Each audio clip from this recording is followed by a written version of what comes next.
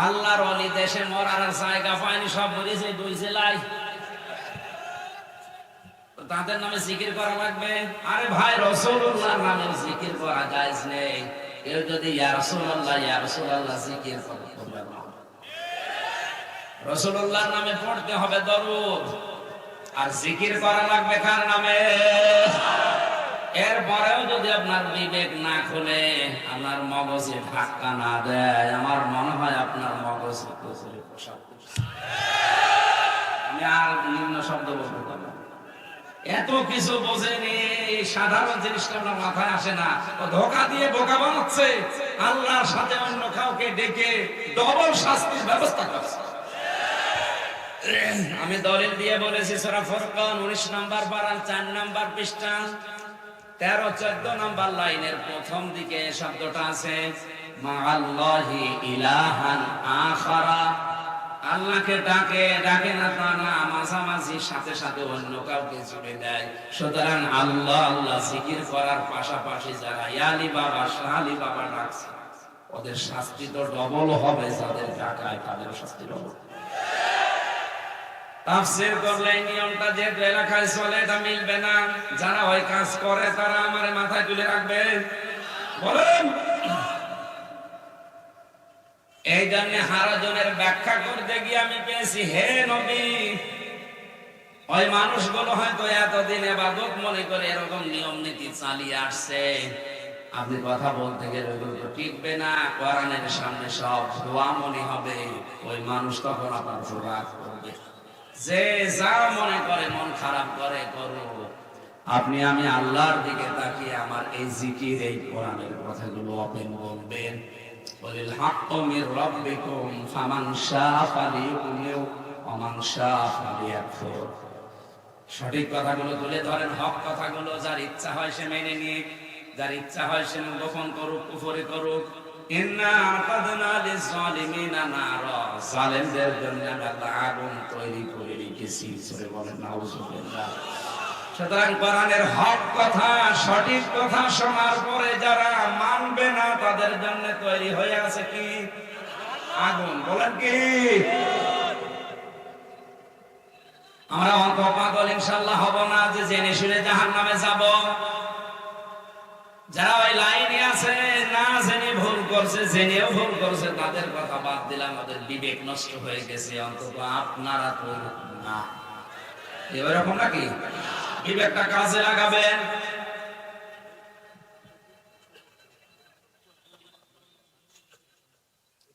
আমি একটা হাদিস বলছি, কয়েক মিনিটের ভেতরে খুব ভালো করে ওয়াজের ভেতরে শেষ হয়ে যাবে ইনশাআল্লাহ।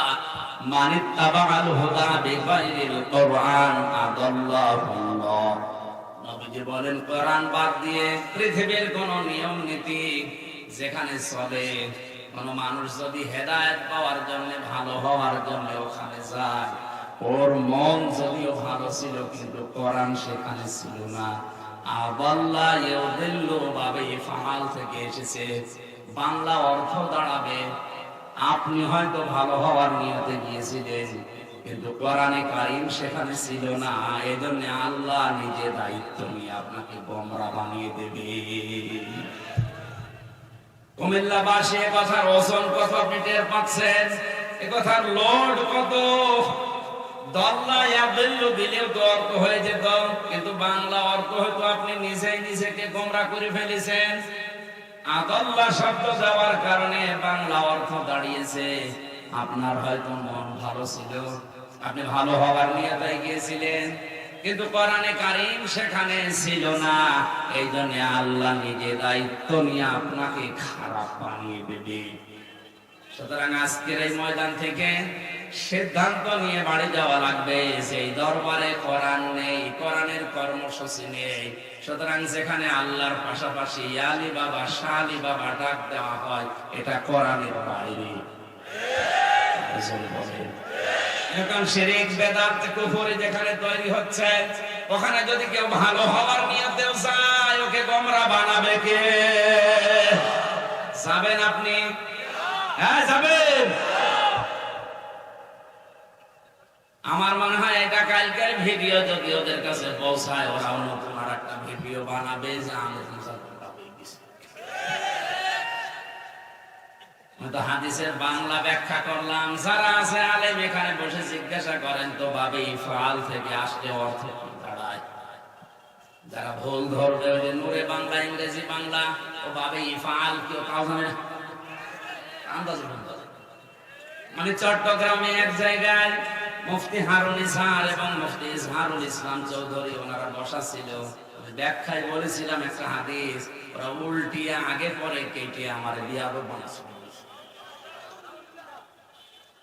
এর ভেতরে রসুলের মহব্বত নেই। রসুলের মহব্বত তোমার ভেতরে এত বেশি, আমি যে 3 বছর জেল খেটে আসলাম, আমার প্রেমিকার মহব্বত সেটারই তারা জায়গা পাবে না, এদের মানুষ সব জানে।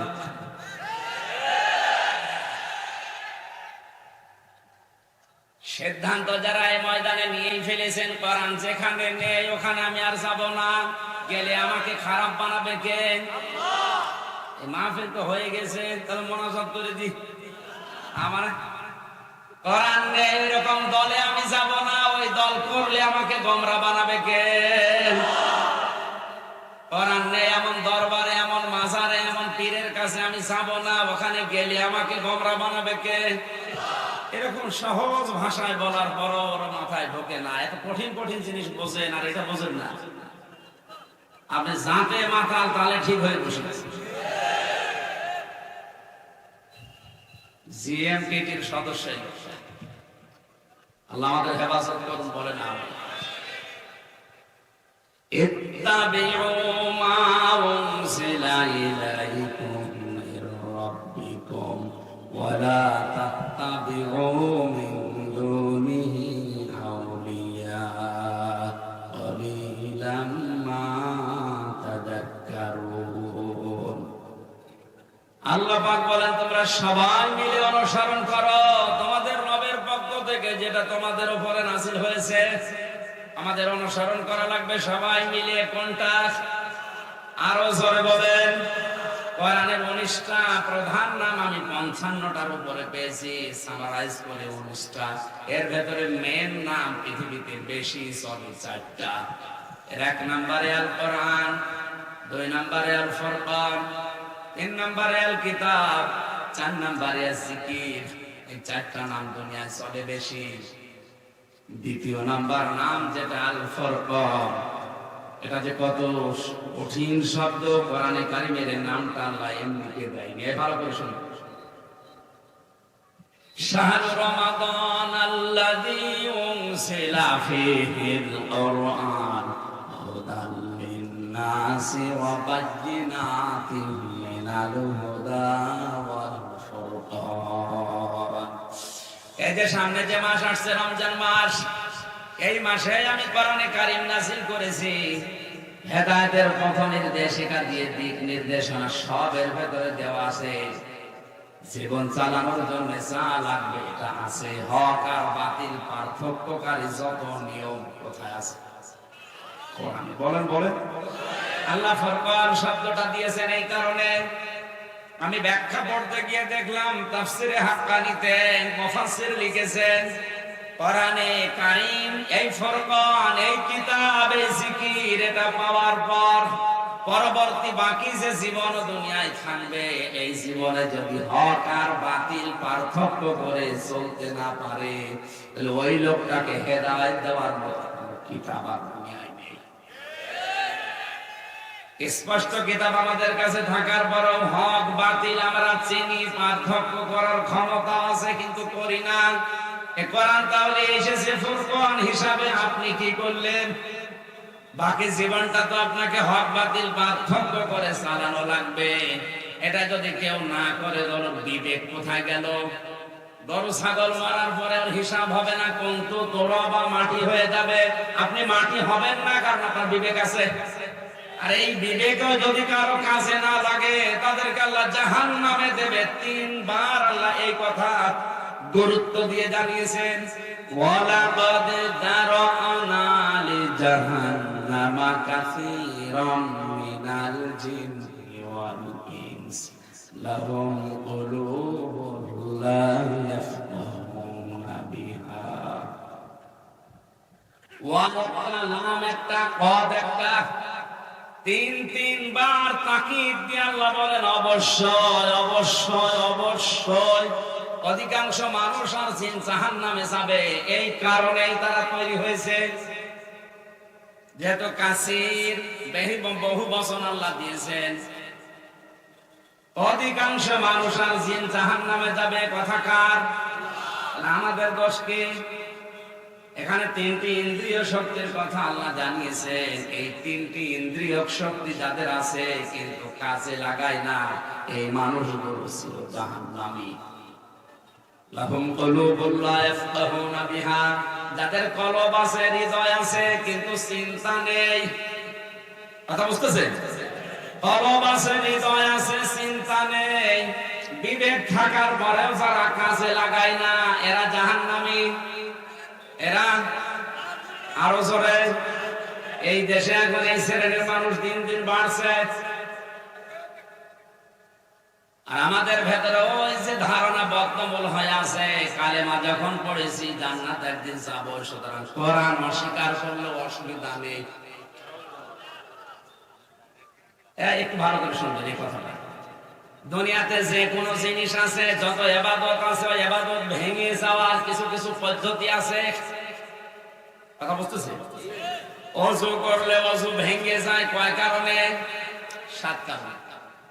7টা কারণে ওযু ভেঙে যায়। 7টার ভেতরে একটা যদি কেউ করে, তার ওযু আর থাকবে না। এটা বোঝেন তো? নামাজ ভেঙে যায় 19টা কারণে। কয় কারণে? এই 19টার একটাও যদি পাওয়া যায়, নামাজ যত সুন্দর করে পড়েন নামাজ হবে না, নামাজ শেষ। যদি বলেন 19টার 18টা করেছি, একটা একটু ঝামেলা, আমার অন্তত 18টা সওয়াব দেন, একটা হবে না। এটা যখন সহজে বুঝলেন, যত ইবাদত আছে দুনিয়ায় সবগুলো ভাঙার কিছু কিছু কারণ আছে। হজ ভাঙার কারণ আছে, রোজা ভাঙার কারণ আছে। এই কথা বলা লাগবে। আপনার ঈমান যে আছে, ঈমানও ভেঙে যাওয়ার কারণ আছে। কোরআন শরীফ আর হাদিস মিলে আমি পেয়েছি এই 3টা বছর, যতগুলো আলেম এক জায়গায় প্রায় 76 জন ছিলাম, তো বড় বড় আলেম সব আমরা মিলিয়ে কোরআন হাদিস থেকে পেয়েছি ঈমানও ভেঙে যায়। ওযু যেমন 7 কারণে ভাঙে, নামাজ যেমন 19 কারণে ভাঙে, মানুষের ঈমান ভেঙে যায় 10 কারণে।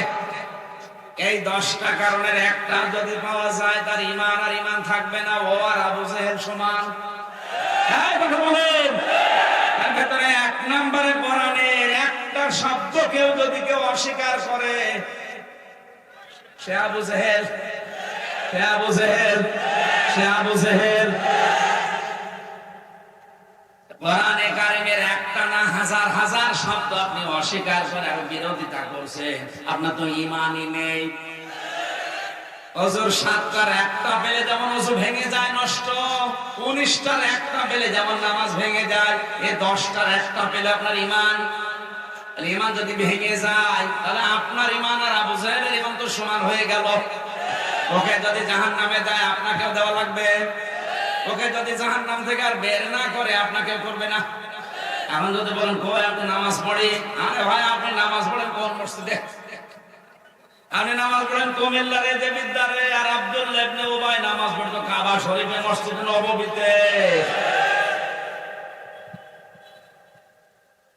এত সহজ করে বলার পরেও যদি কারো বিবেক না খোলে, আমার তো আর হাতে দারোগা পুলিশের মতো লাঠি বন্দুক নেই, পারবো না। সঠিকটা তুলে ধরেছে, এবার আমি বিবেক দিয়ে ভাববেন। সবাই মিলে অনুসরণ করার কথা বহু বছর এমনি চিটারি করার জন্য, খেলা করার জন্য যায়নি। এর ব্যাখ্যায় হাদিস হচ্ছে বাল্লিগু আন্নি ওয়ালাউ আয়া, তোমরা সবাই মিলে প্রচার করবা। একটা বাক্য যদি তোমার জানা থাকে, কথা খেয়াল করে, বাল্লিগ না বাল্লিগু। বহু বছর কেন দিয়েছেন? এরা শুধু হামজার কাজ। কথা বলেন, এটা তো কাশেমের কাজ। নবীর উম্মত যারা দাবি করবে, সবার ফরজ দায়িত্ব এইটাও, যদি একটা আয়াত জানে, ওইটা মানুষের কাছে বলবে। আমার হয়তো বেশি জানা আছে, আমার বেশি বলা লাগবে। আপনার যদি একটা জানা থাকে, কুল হুয়াল্লাহু আহাদ, ওইটাই প্রচার করা নামাজের মতো ফরজ।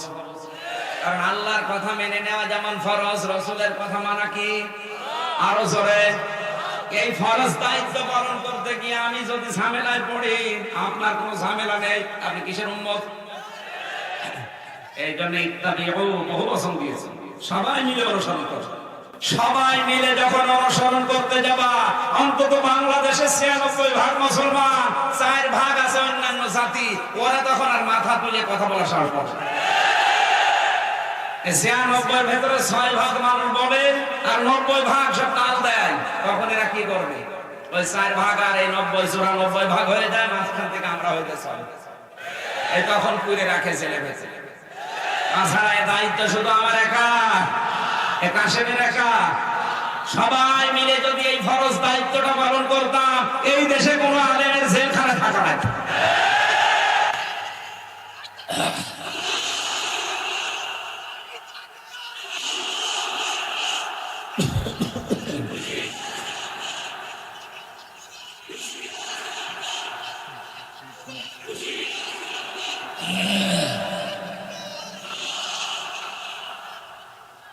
আমাদের রবের পক্ষ থেকে যেটা নাযিল হয়েছে তার নাম যেহেতু ফুরকান, কোরআন, সবাই মিলে অনুসরণ করার হুকুম দিয়েছেন ওই আল্লাহ। ওয়ালা তাত্তাবিউ, সাবধান, অনুসরণ করবা না, দেখে চলবা না, মিন দুনিহি আউলিয়া,